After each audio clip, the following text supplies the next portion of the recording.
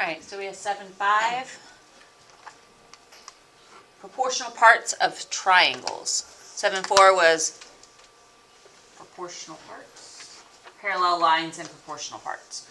This is triangle, proportional parts of triangles. So we have the triangle angle bisector theorem. It says if a ray bisects an angle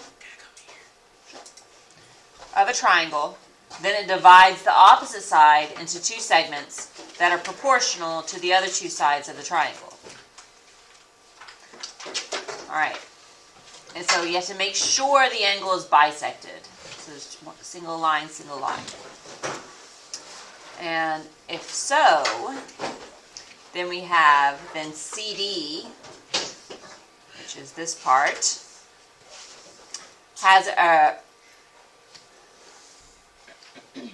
is related to DB, the other one, the other opposite side, the way that the outside pieces, so CA relates to the outside piece of the other one, BA.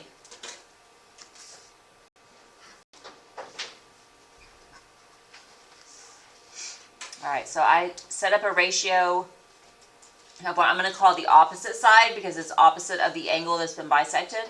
The opposite side over the outside piece of one triangle. In this case, the one on the left. I said that wrong, I'm sorry. The two opposite pieces create a ratio. And then that's the same relation that the outside pieces are going to have.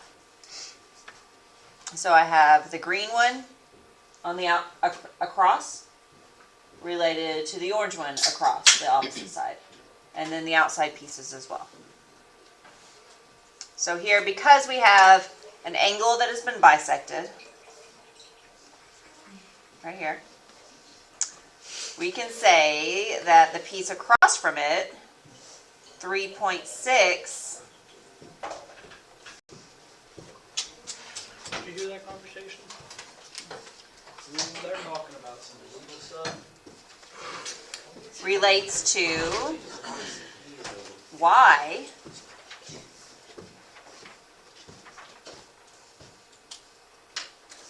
the same way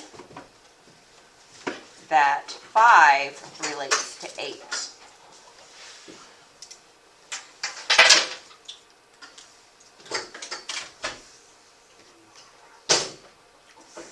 Okay, so since I put in the red triangle 3.6, I put that in the numerator. Then in my other ratio for my proportion, I have to also put, what's happening? There we go. Isn't it 3.6 you got times that by 8? Alright, so for the red, I put the red triangle in the numerator for my first fraction, so I needed to put the red part in the numerator for the second fraction as well. And then this is where we solve them the same way we've been solving proportions, is we set up the cross product to get an equation. So 5y equals 3.6 times 8. And 3.6 times 8 is 28.8. So 5y equals 28.8. And then we just divide it by 5 to find out what y is. And y is 5.76.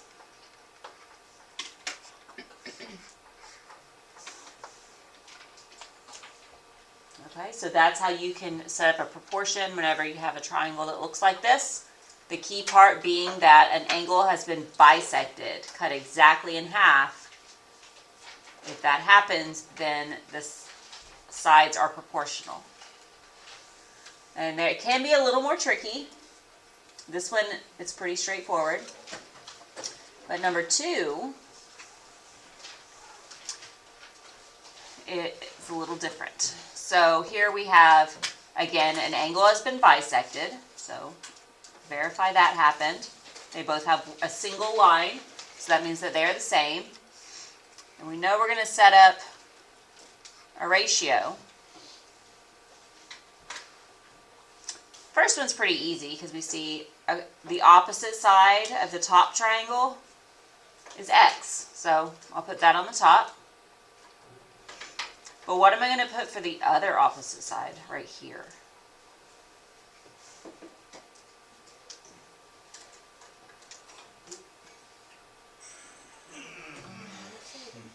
X minus 15. Close. All right, so let's just do a for example over here on the side. If I had, oh, hold on, a line split like that and a line like this, and I said that this was 15, and I said that this side over here is 9, then what's the other one?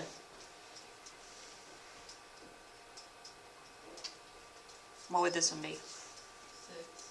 Yeah, it would be 6, right? Everyone agree with 6 for this problem? That would be 6. And how did you come up with 6? 15 minus 9. 15 minus 9. You took the whole length, 15, and subtract the known length, 9, and then they told you the leftover piece was 6. So we're going to do the same thing over here in our problem. If the whole length is 15, and you know that the blue part is x, so you take away x, that gives you the red part, right? We just can't go any farther than that. We're going to leave it in terms of x is what that's called. Actually, I should put it in red. So this is going to be 15 minus x in here. And we'll just leave it in terms of x. Actually, I'm going to just go ahead and stick it in there.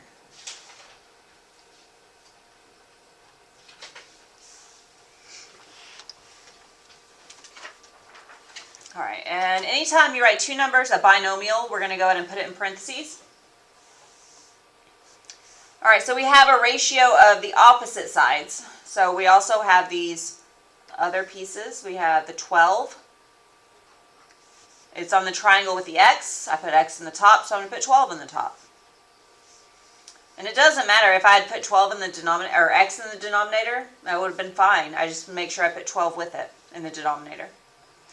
And 4 goes with x minus 15, or 15 minus x. So 4 goes there. And then I'm going to do my cross product. So x and 4 go together, 15 minus x and 12 go together. All right, so I have 4x equals 12 times 15 minus x.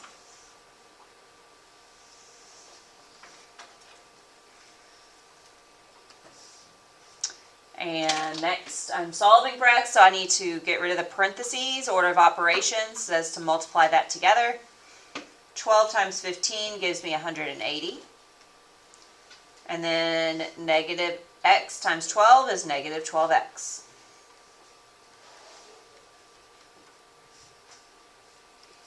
Solving for x, so that means I want my x's to be on one side. So I need to add 12x. That gives me 16x equals 180. We're almost there. Divide it by 16. And x equals 11.25. I think most of your problems say round to the 10th place. If so, that answer would have been 11.3. Pay attention to what the problem says to round to. All right, so if x is 11.3, you just plug it in here. That means this side is 11.3. And now we can find out what 15 minus x is. 15 minus x would be 3.7. 3.7.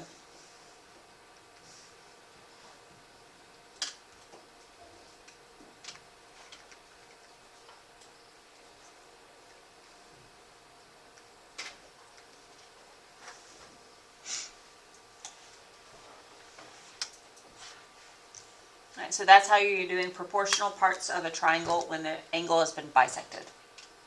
Good?